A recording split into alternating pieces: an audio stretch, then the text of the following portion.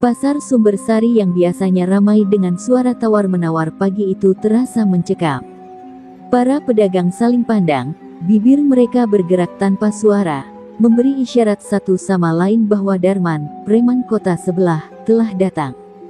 Tubuhnya tinggi besar, kulit legam terbakar matahari, dan di pundaknya tergantung jaket kulit robek penuh coretan.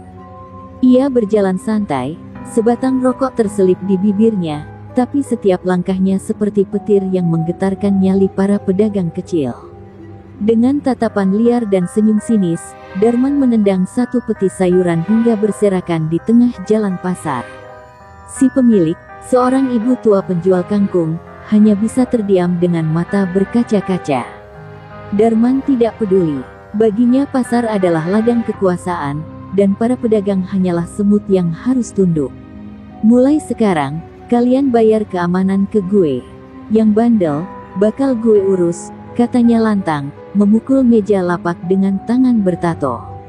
Semua tahu, Darman bukan preman biasa.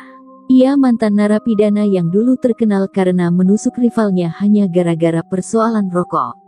Kehadirannya membawa hawa kematian. Tak ada yang berani menentang.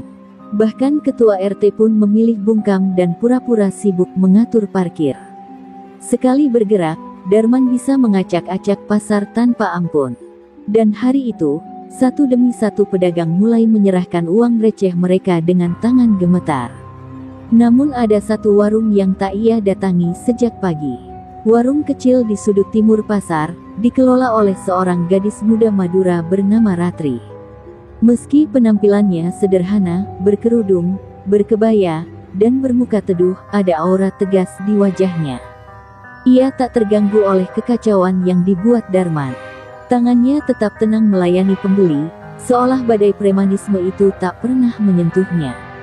Beberapa pedagang memandangnya dengan khawatir. "Rat, kau harus hati-hati, dia pasti akan datang," bisik seorang tetangga warung.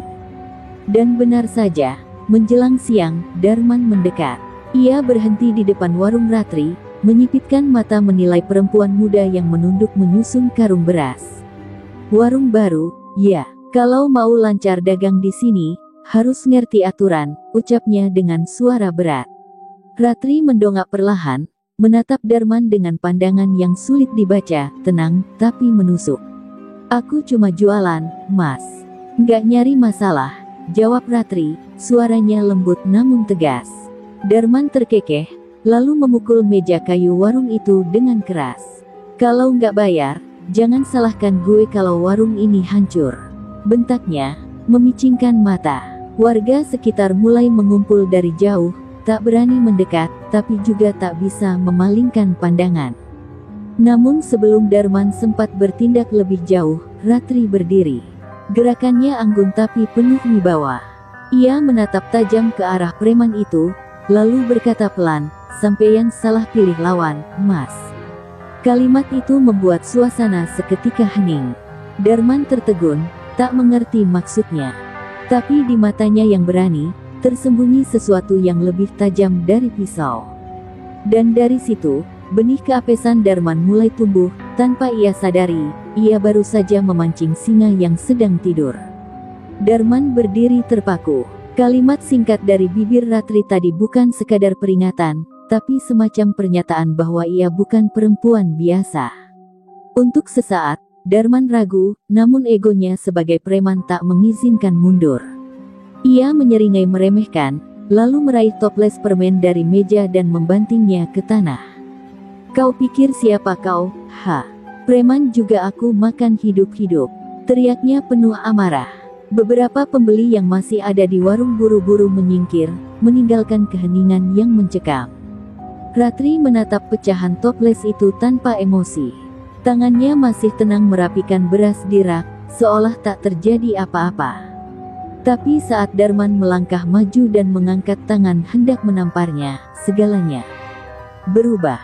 Dengan satu gerakan cepat dan presisi, Ratri menangkap pergelangan tangan Darman, memelintirnya ke belakang, dan mendorong tubuh besar itu ke atas meja kayu.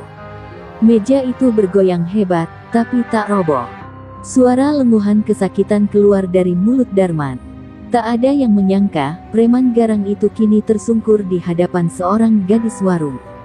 Warga pasar menahan napas. Seorang anak kecil yang sejak tadi diam di pinggir warung memekik kecil, "Ibu, itu Mbak Ratri ngalahin preman." Bisikan takjub mulai menyebar, membentuk riak gelombang kekaguman dan ketakutan. Ratri melepas tangannya perlahan, membiarkan Darman terhuyung mundur dengan mata terbelalak. Tangannya gemetar, bukan hanya karena sakit, tapi karena siapa sebenarnya gadis ini? "Aku bukan siapa-siapa," ujar Ratri pelan, seakan menjawab isi pikiran Darman. "Tapi aku dididik untuk tidak membiarkan orang semena-mena pada yang lemah." Suaranya tegas, tapi tak meledak-ledak. Di balik kelembutannya, ada nyala keberanian yang membuat Darman merasa kecil. Ia melangkah mundur, matanya mencari alasan untuk membalas, tapi akalnya berkata lain. Ini bukan lawan yang mudah. Tak ingin kehilangan muka, Darman menunjuk-nunjuk sambil mundur. "Ini belum selesai. Kau akan tahu siapa aku." Lalu ia berbalik dan pergi, meninggalkan pasar dengan langkah tergesa, diiringi tatapan heran dari para pedagang. Tak ada lagi sorakan atau teriakan darinya seperti tadi pagi. Hanya dentingan logam sepatu botnya yang terdengar pelan, menghilang di antara keramaian. Setelah Darman pergi, para pedagang mulai mendekat, sebagian membawa air, sebagian bertanya dengan nada penasaran.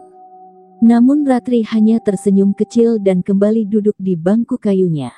"Sudah, semua kembali kerja. Dagangan kita nggak bisa laku kalau cuma nonton orang," ujarnya enteng, mencoba meredakan suasana. Tapi dalam hati, ia tahu, namanya kini akan mulai bergaung, entah sebagai pahlawan, atau musuh dari dunia preman. Sementara itu, Darman duduk di pos ronda kosong di ujung jalan. Wajahnya masih memerah, bukan karena sakit, tapi karena harga dirinya yang terkoyak. Ia merokok dalam diam, matanya menatap ke jalan pasar. Gadis Madura itu, siapa sebenarnya dia? Gumamnya lirih. Untuk pertama kalinya dalam hidupnya sebagai preman, Darman merasakan sesuatu yang belum pernah hadir sebelumnya, takut. Dan di balik meja warung, Ratri membuka laci kayu tua. Di dalamnya, terlipat rapi sabuk hitam bersulam benang emas bertuliskan aksara Jawa kuno. Ia memandangnya sejenak, lalu menutupnya kembali dengan tenang. "Bah, cucumu belum lupa semua ajaranmu," bisiknya lirih. Angin siang menyapu pelan, seolah membawa bisikan leluhur yang menyelimuti gadis warung itu dalam rahasia besar yang belum sepenuhnya terungkap.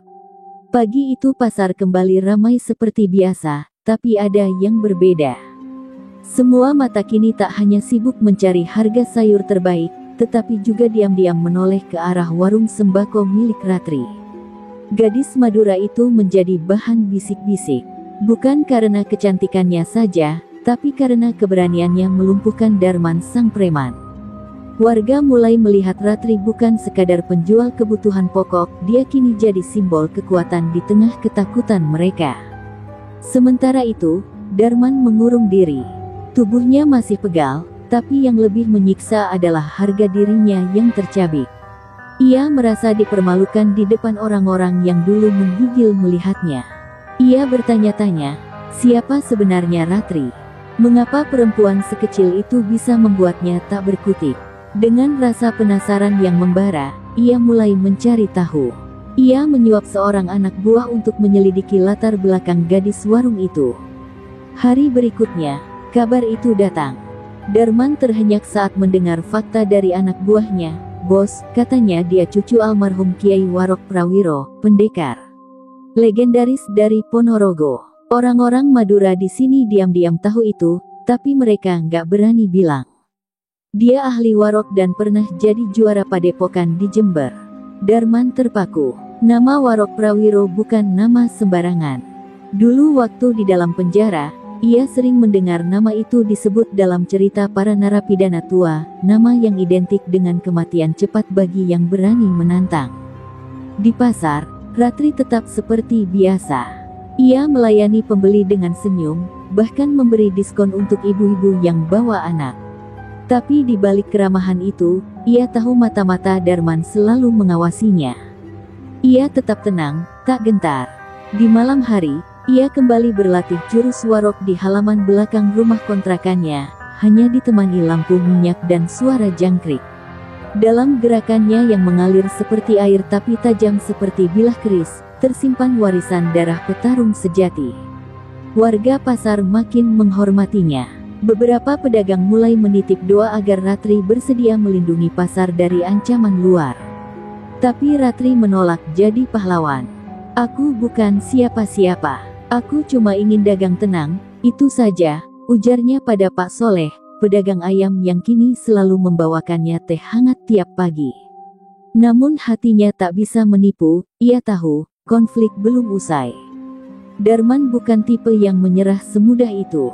Dan benar saja, pada suatu sore, saat hujan baru saja berhenti dan langit mendung menggantung rendah, Ratri melihat bayangan Darman dari kejauhan.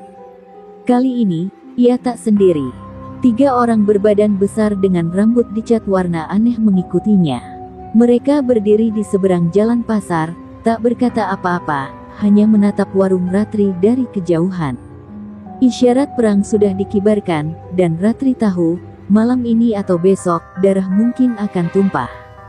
Namun alih-alih ketakutan, Ratri malah menatap mereka balik dengan senyum tipis.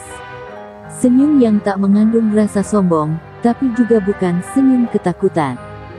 Sebuah senyum yang menandakan, "Aku sudah siap kapan saja." Warga yang melihat momen itu ikut merinding. Pasar yang semula hanya tempat mencari rezeki, kini perlahan jadi panggung pertarungan diam-diam antara dua dunia, dunia kekerasan dan dunia kehormatan. Dan saat malam turun menyelimuti desa, terdengar suara gamelan lirih dari radio tua di dalam warung Ratri. Ia duduk sendirian, membersihkan golok tua milik mendiang kakeknya yang ia simpan di balik tumpukan karung gula. Kilatan baja itu mencerminkan wajahnya, lembut, tapi tak akan pernah ragu saat kebenaran harus ditegakkan. Perang belum dimulai, tapi Ratri sudah bersiap, bukan untuk membalas, tapi untuk menjaga agar mereka yang lemah tetap bisa tidur nyenyak malam ini. Malam itu hujan turun lagi, lebih deras dari biasanya. Kilat menyambar langit desa, seakan menjadi pertanda bahwa malam ini bukan malam biasa. Di bawah pohon trembesi tua di dekat pasar, Darman berdiri dengan jas hujan setengah terbuka, tubuhnya basah kuyup. Di sampingnya, 3 orang anak buahnya bersiap, masing-masing membawa rantai, balok kayu, dan golok kecil. Wajah mereka tak sekotor biasanya, mereka bukan datang untuk menggertak, tapi untuk menyelesaikan urusan yang belum selesai.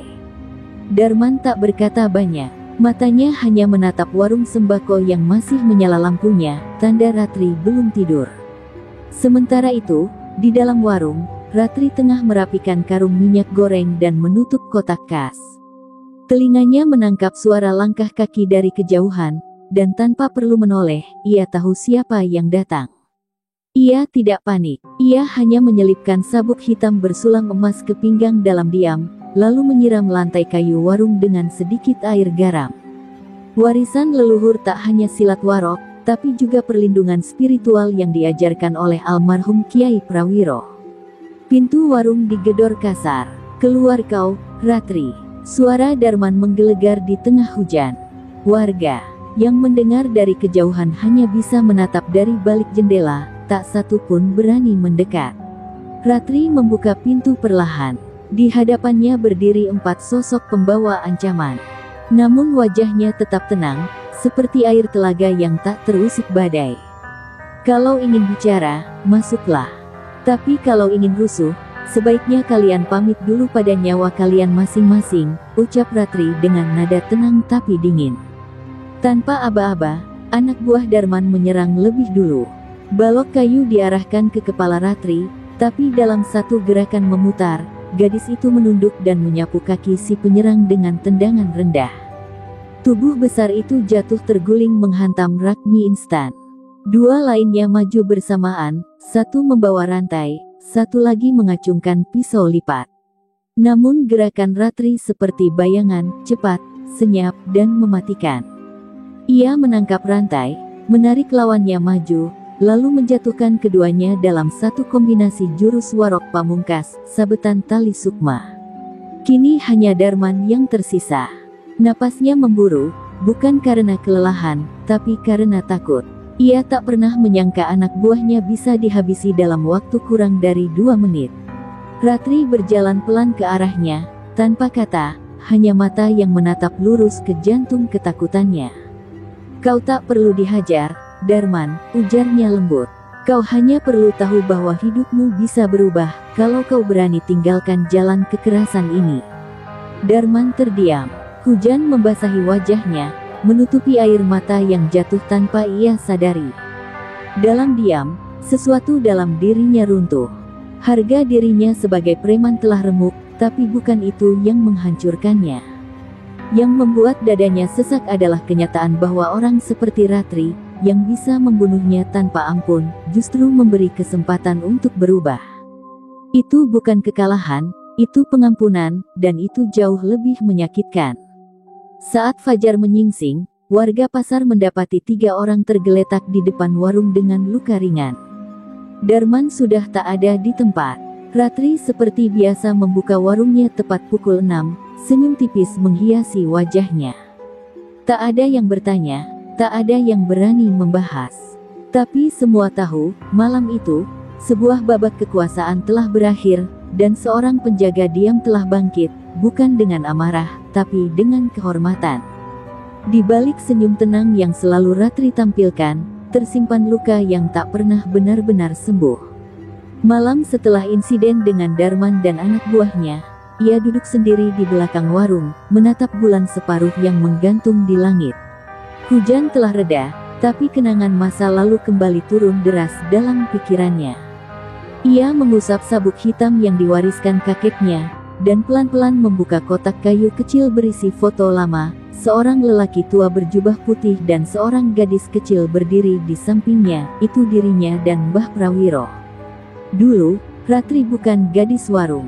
Ia adalah pewaris utama perguruan Warok legendaris milik Kiai Warok Prawiro di Ponorogo. Sejak kecil ia digembleng dalam kerasnya dunia silat, bukan karena ambisi, tapi karena takdir. Ketika usianya menginjak 16 tahun, tragedi itu terjadi, malam ketika ayah dan ibunya dibakar hidup-hidup oleh kelompok preman bayaran yang ingin menguasai tanah Padepokan. Ratri yang saat itu sedang mengikuti lomba silat di luar kota, kembali hanya untuk menemukan Abu. Malam itu ia menangis bukan hanya karena kehilangan keluarga, tapi juga karena menyesal tidak bisa melindungi mereka. Dan sejak malam itu, ia bersumpah pada dirinya sendiri, jika kekuatan tidak digunakan untuk menjaga yang lemah, maka ilmu itu hanya akan menjadi dosa. Ia mengembara, menjauh dari dunia silat, menetap di kota kecil ini sebagai penjual sembako. Tapi ia tahu, dirinya tak akan pernah lepas dari darah Warok yang mengalir di nadinya. Pagi setelah insiden dengan Darman, seorang lelaki tua mendatanginya. Jubah putihnya kotor karena lumpur jalanan, tapi wajahnya masih memancarkan wibawa. "Ratri, sudah saatnya kau pulang," ucap pria itu pelan. Ratri menunduk. Ia mengenal suara itu, Kilodra, sahabat karib kakeknya yang kini menjadi pemimpin sementara Padepokan Warok. "Padepokan butuhmu. Banyak murid yang terpecah. Ilmu Warok mulai disalahgunakan. Kami kehilangan arah." Ratri menolak pelan. "Aku sudah memilih jalan damai, Ki. Tempatku bukan lagi di arena." Namun Kilodra hanya tersenyum tipis. "Kalau kau tak melangkah, sejarah akan mengulang luka. Dan kali ini, bukan hanya keluargamu yang terbakar, tapi seluruh warisan leluhur kita." Kata-kata itu menghantam hati Ratri lebih dalam dari tendangan apapun.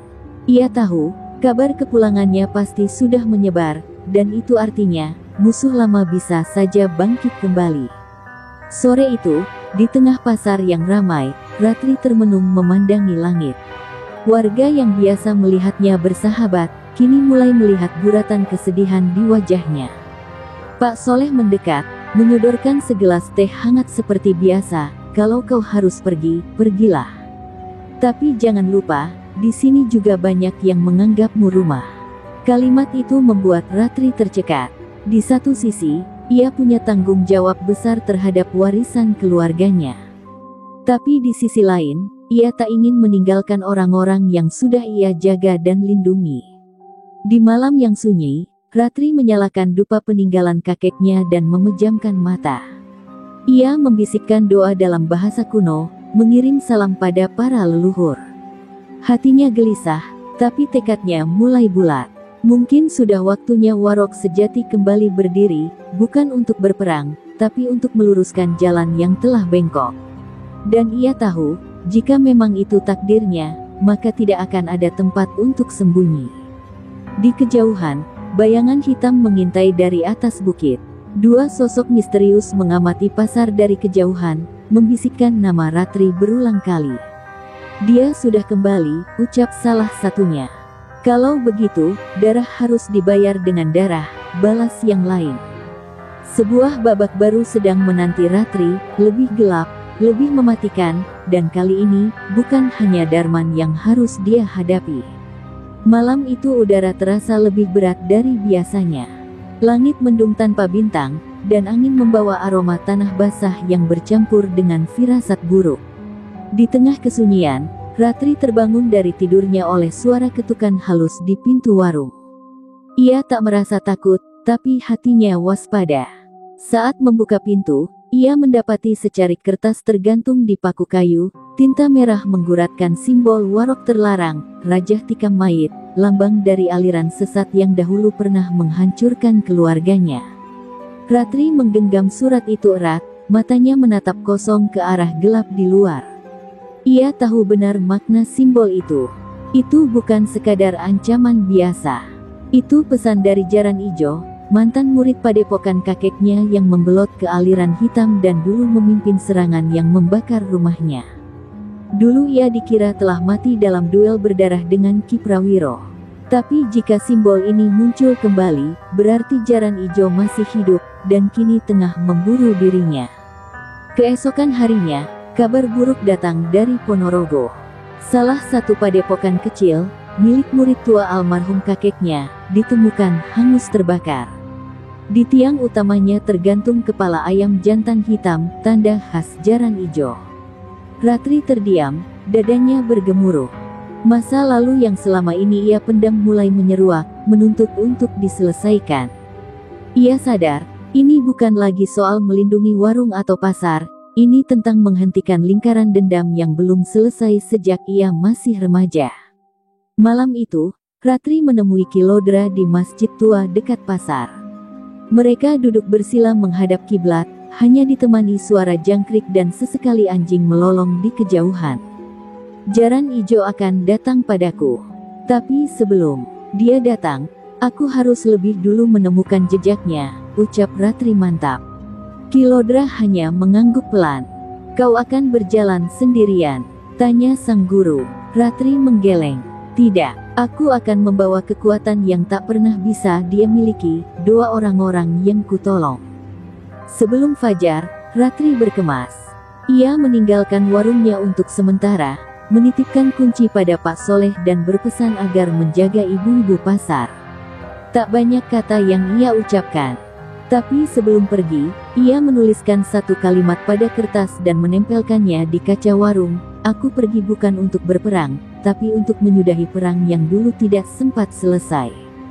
Kata-kata itu membuat sebagian warga menangis diam-diam, tahu bahwa gadis Madura itu tak sekadar meninggalkan pasar, ia sedang menuju medan sejarah yang akan menentukan nasib banyak orang. Di perjalanan menuju Ponorogo, bayang-bayang masa lalu terus menghantui Ratri. Ingatan tentang orang tuanya yang menjerit di balik kobaran api, kakeknya yang mengorbankan nyawa demi melindungi ilmu Warog sejati, semua kembali hadir. Namun di balik luka itu, muncul kekuatan baru. Kali ini ia tak hanya berjuang sebagai cucu dari pendekar besar, tapi sebagai Ratri yang telah tumbuh, yang memahami bahwa kekuatan bukanlah untuk balas dendam, melainkan untuk menghentikan kehancuran. Dan saat matahari mulai menyentuh langit timur, langkah kaki Ratri menginjak tanah lembab hutan di kaki Gunung Lawu, di mana padepokan lama yang terbengkalai menjadi sarang baru para warog sesat.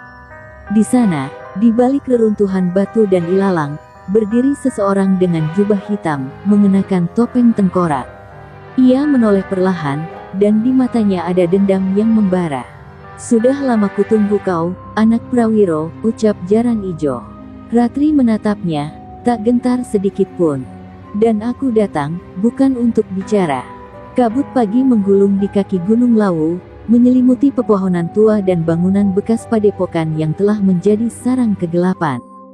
Suasana mencekam menyelimuti tanah itu, seolah roh para pendekar terdahulu menahan napas. Di halaman utama yang dahulu menjadi tempat latihan para murid Ki Prawiro, kini berdiri dua sosok, Ratri dan Jaran Ijo. Tidak ada teriakan, tidak ada provokasi. Hanya tatapan yang memancarkan dendam lama dan tekad tak tergoyahkan. "Sudah berapa tahun kau sembunyi dalam bayang-bayang kekalahan?" tanya Ratri, langkahnya mantap, kakinya menginjak tanah yang dulu penuh semangat. Jaran Ijo tertawa pendek, suaranya parau, getir. "Aku tidak kalah, aku dibuang oleh warisan yang munafik. Mereka ajarkan kebajikan, tapi biarkan aku tersingkir hanya karena memilih jalan yang lebih kuat." Wajahnya dipenuhi luka lama, tapi matanya menyala, penuh kebencian. "Dan kini, kau datang untuk menghabisiku? Atau sekadar menebus rasa bersalah keluargamu?" Ratri tak menjawab dengan kata-kata. Ia hanya membuka sabuk waroknya perlahan, menandai bahwa ini bukan sekadar duel, tapi pertarungan kehormatan. Suara angin menggema saat keduanya saling menerjang. Tubuh mereka melayang, saling beradu jurus warok yang langka. Pukulan demi pukulan, tendangan demi tendangan, saling menghantam dalam kecepatan yang bahkan bayangan pun sulit mengejarnya.